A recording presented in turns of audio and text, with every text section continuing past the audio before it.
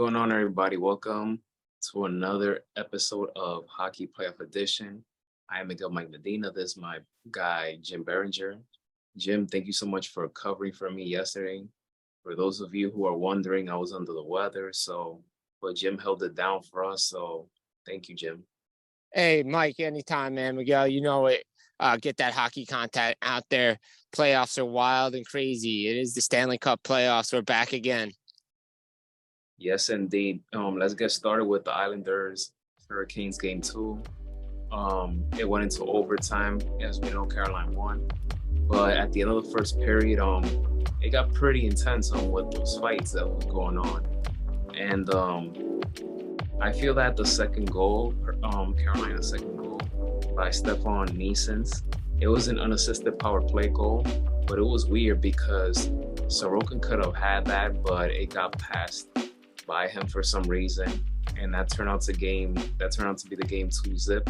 But then the Islanders came back with 3 unanswered goals, and it's just a heartbreaking loss because you feel that the momentum was all on the Islanders side, but then they gave up that goal with 8 minutes left to go in the third period, and then Carolina just went on to win it by Jesper Fast. He sent everyone home with that game winner, but this was a tough loss for the Islanders because they had the momentum when they scored those 3 straight goals, and they just weren't able to come out with the victory. Yeah, that's a tough one for the Islanders. I mean, Sorokin on that second goal, I think it went off Sebastian Aho of the Islanders, not the one from the Hurricanes. So I think the Hurricanes now only have like 2 or 3 even strength goals in that series. Most of them been on the power play. Jacob Slavin was a monster that day in that game. So, you know, he definitely was the driving force behind everything. They lost Teuvo Teravainen for the rest of the series with a broken hand, but give credit for Carolina. That place just is something about that place in Carolina in the playoffs. Weird things happen. And then Fosk on the game winner. You know, Sorokin wasn't Sorokin like what we saw down the stretch from him. He gave up a lot of bad goals, and that's something that's going to have to turn around for the New York Islanders if they're going to want to win this series. Yes, indeed. And the Islanders, they did win the faceoffs. They won 54 to 46% in the faceoffs.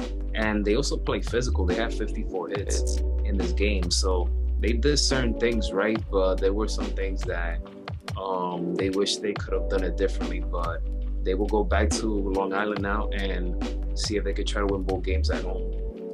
Yeah, I mean, the series doesn't start until the home team loses a game. The Islanders have yet to lose a game on home ice. So, look, we're going to see what happens when they head back for game 3 and 4, Friday and Sunday, I believe. Look, the Islanders have to be better. They have to be better on their power play. Look, Barzal looked a lot better. Bo Horvat's got to get going for this Islanders team for them to have a chance. Palmieri got a couple of points. Nelson had a couple of points, but they got to slow down that Carolina power play.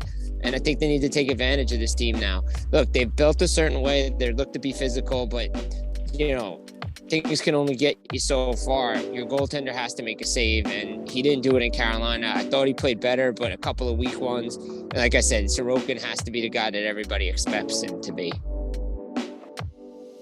Florida, Boston, game 2. The Panthers send a message loud and clear. They will not be pushed around. They will not get steamrolled. Yes, Boston is the number 1 team, but Florida said we have a lot of momentum going into the playoffs because of the way they ended the regular season. Brandon Montour, you know, he was phenomenal. He scored 2 goals. Matthew Tkachuk had 2 assists in this game. Montour actually he scored both of his goals when it mattered most, which was in the third period, and that third period was huge for the Panthers. They scored 4 goals in that period, and like I said, that was really the nail of the coffin, those 4 goals in that third period. So now game 3 will be on Friday night in Florida. So if you're Florida, you feel good about your chances because you got the split on the road. Yeah, I mean, you're the road team. When you start in the playoffs, you always want to make sure that you get a split. If you win the first game, you try to get greedy, try to take 2. Sometimes it happens, sometimes it doesn't. But Florida, I thought Florida played a good game 1.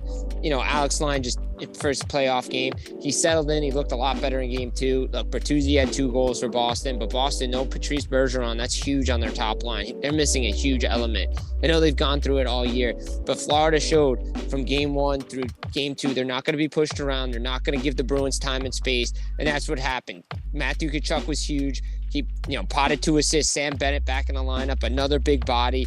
We saw what he's done since he's come over from Calgary.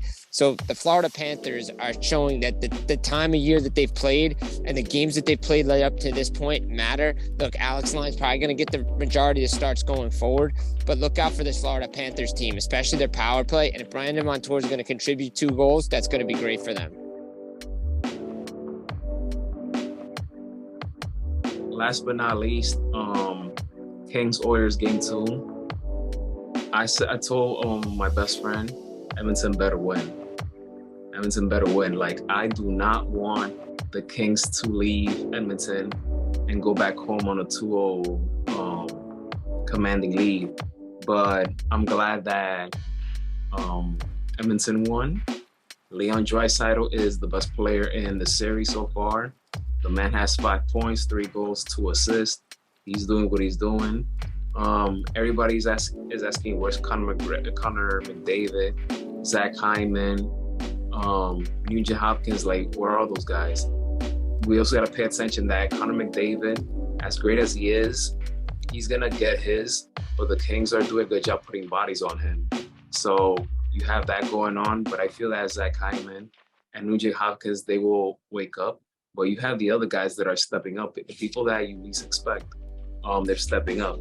But Edmonton, they had people nervous, and especially everyone who was there in that crowd, because once again they gave up a 2-goal lead.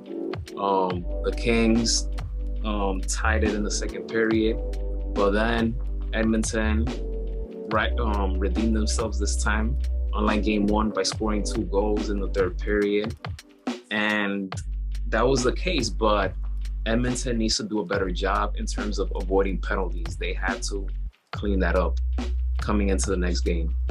Yeah, 100%. I think, defensively they were a little bit better, especially in the third period. They locked it down once Klim Kostin gave them the go-ahead goal.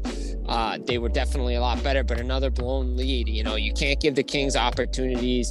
Gabe Vilardi looked really good. He had a nice steal and a goal. Like you said, Leon Draisaitl has been the best player in this series for both teams. Another goal on the power play. He had a 3-point night. So he's doing what he's supposed to be doing. You have a 2-headed monster like that. You can contain one, you can't contain the other. And McDavid's due to break out. He had an assist. But look, the Kings are doing a good job. Philip Deneau, Kopitar, they're going to try to get away from that matchup for McDavid. He was out there a lot.